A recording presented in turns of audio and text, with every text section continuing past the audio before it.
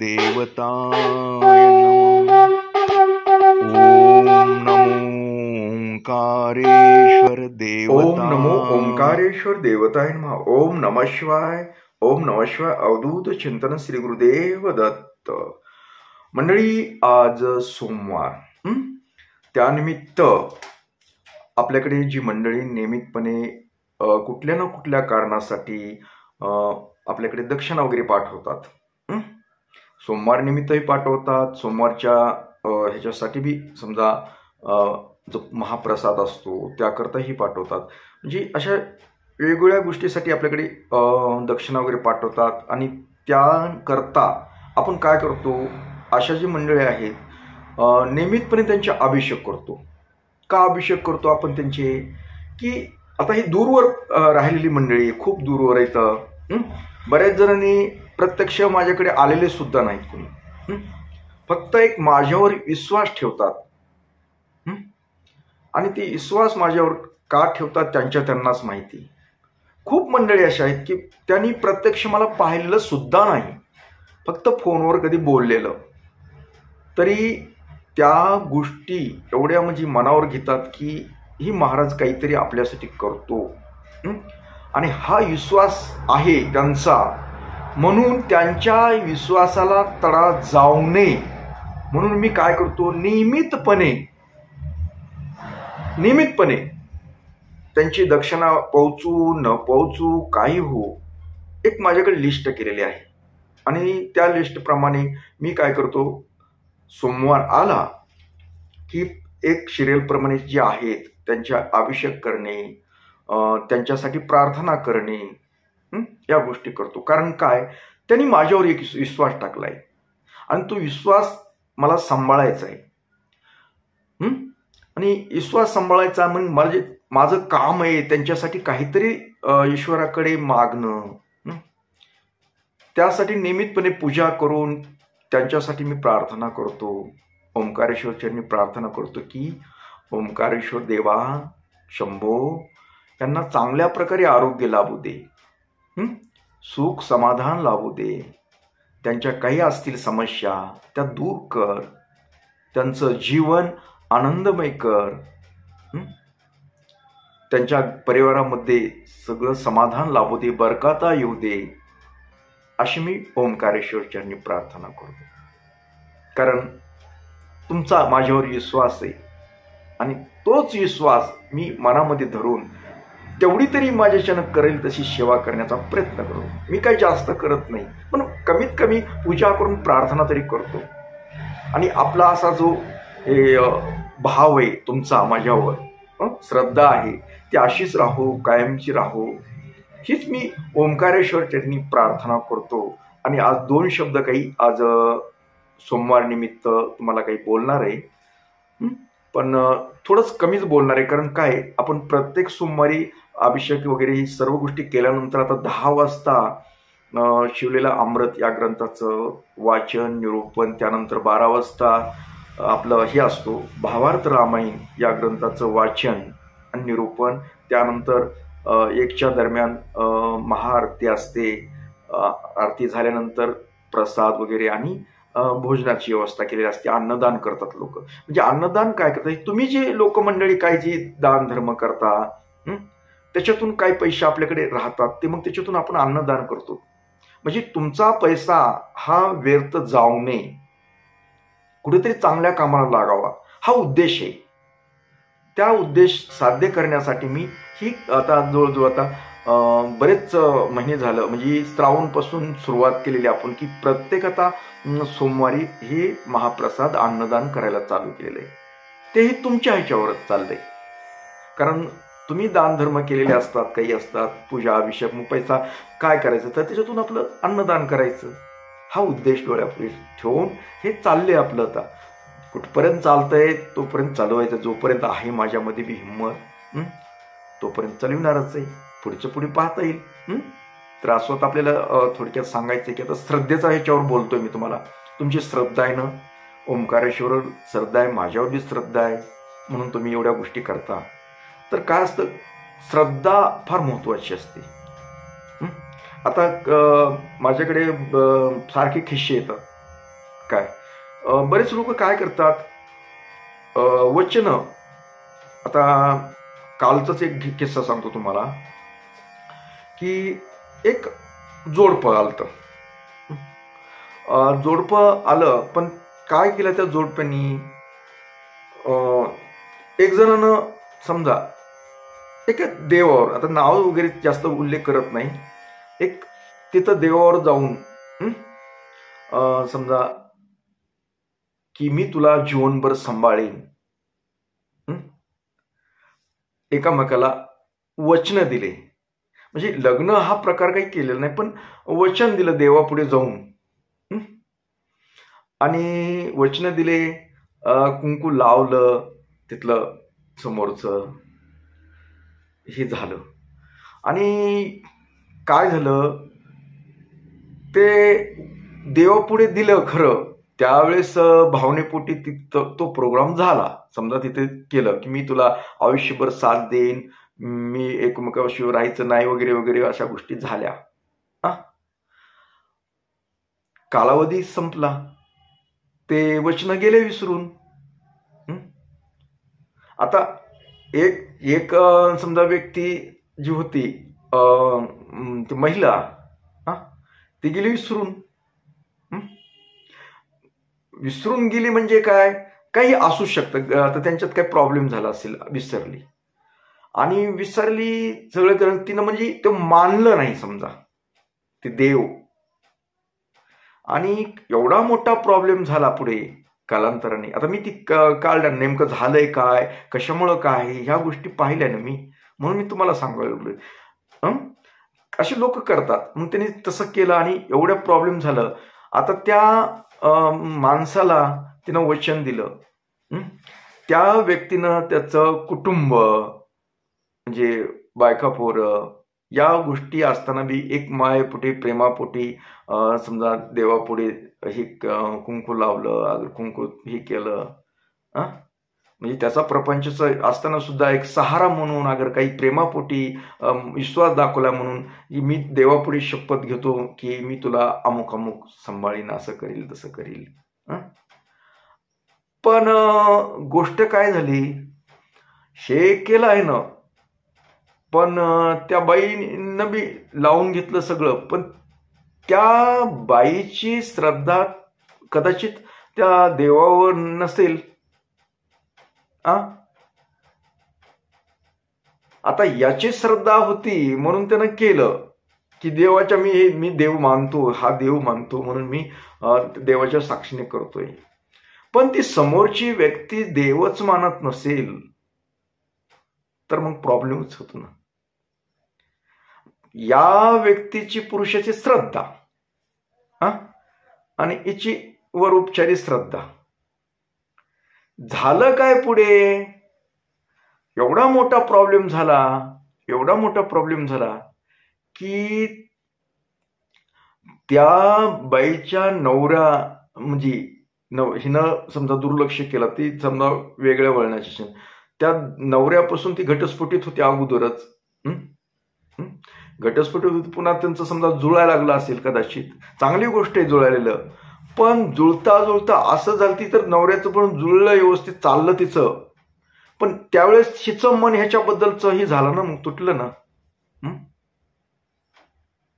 घटस्फोट होता म्हणून काहीतरी सहारा म्हणून ह्याचा आधार घेतला, ह्यानं याच्या कुटुंबाचा विचार न करता देवावर श्रद्धा ठेवून मी तुला सांभाळीन म्हणून हे केलं.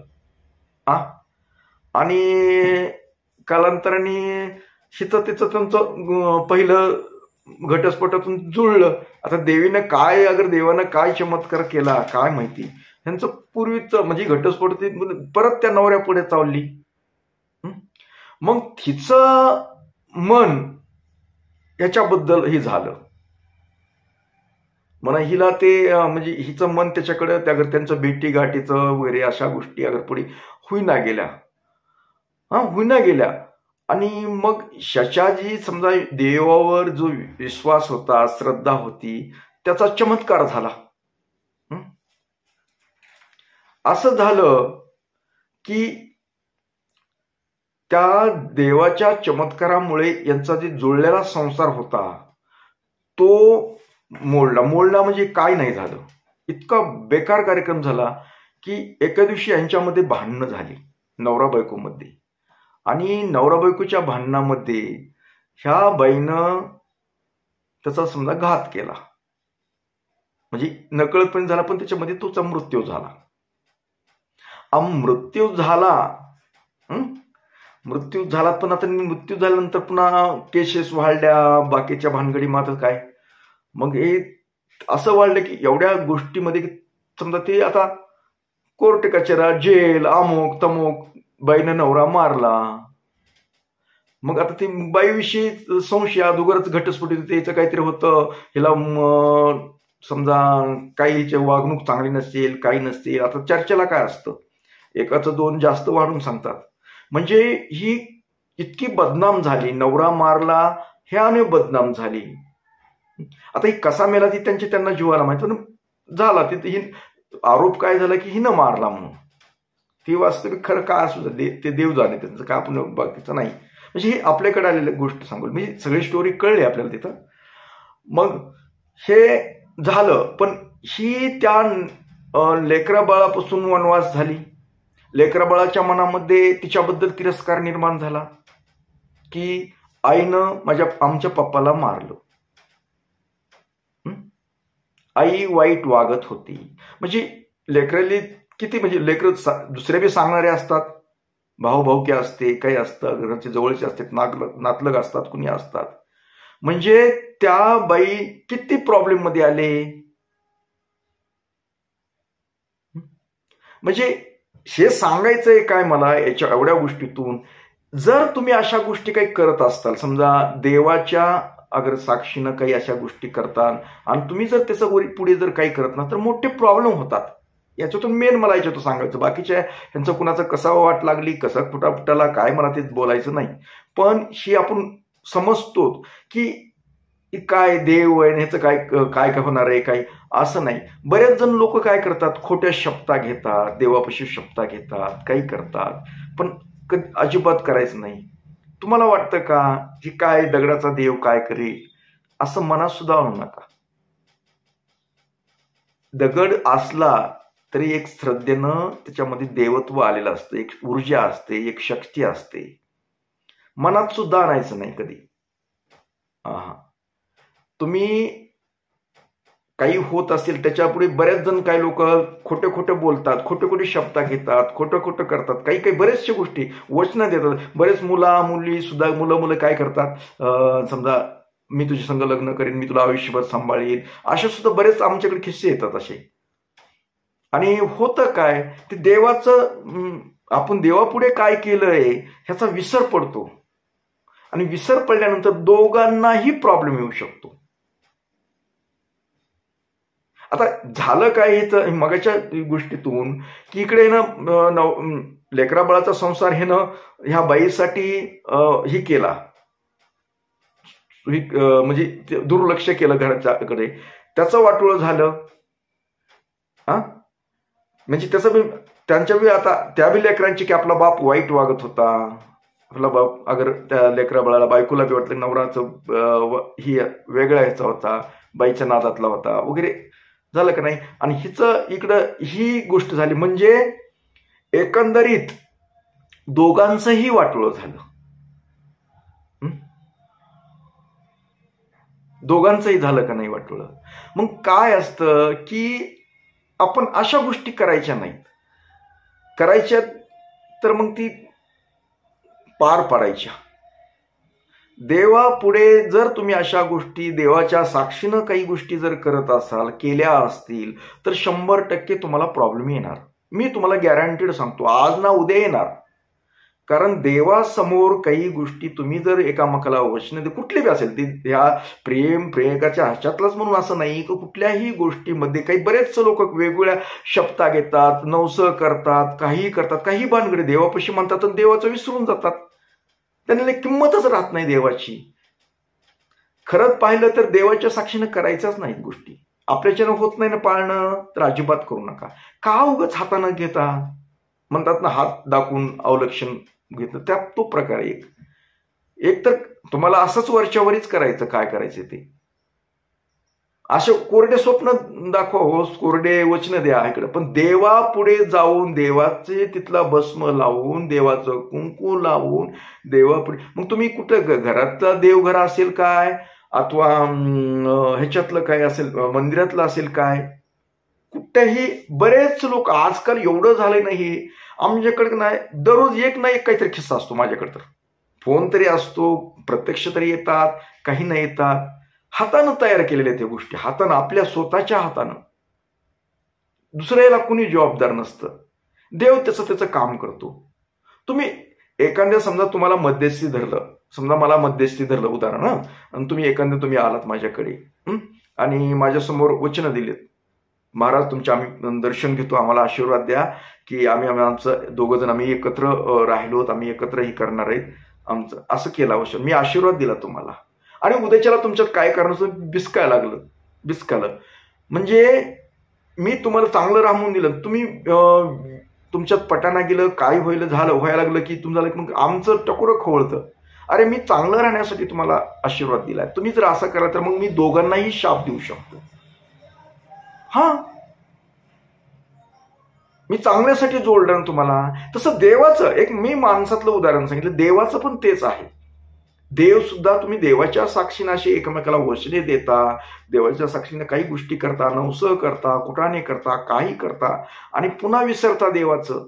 देवाला काही देणं केलं, पण तुम्ही देवाचं जर विश्वास ठेवा ना, आपण देवापुढे केलेली गोष्ट आहे, देवाच्या साक्षीनं केलेली गोष्ट आहे, ह्याचा विसर पडू देऊ नका. देव काय दगड बसला म्हणून तुम्हाला काही चिल्लर वाटलं काय तुम्हाला? हा, कुठल्याही कोणताही देव असेल, तुमचा मसोबा असला, दगड समजायचं नाही, ते देव आहे, ते बोलत नाही असं नाही, पण ते कामच करून दाखवतो.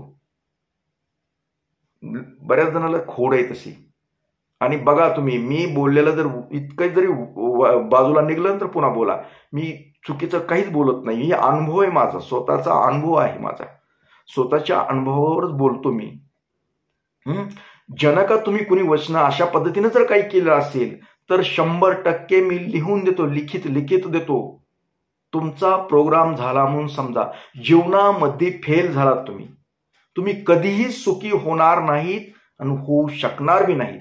हे जर अशा गोष्टी कुणाला वचन एकामेका देऊन जर अशा काही गोष्टी केल्या असतील तर बरेच जणांचं सवय, पण त्यामुळं तुम्ही स्वतःच्या पायावर मोठा लट दगड मारून घेऊन आपल्या पायाचं नुकसान करता आणि वाटोळं करून घेता, एवढं लक्षात ठेवायचं.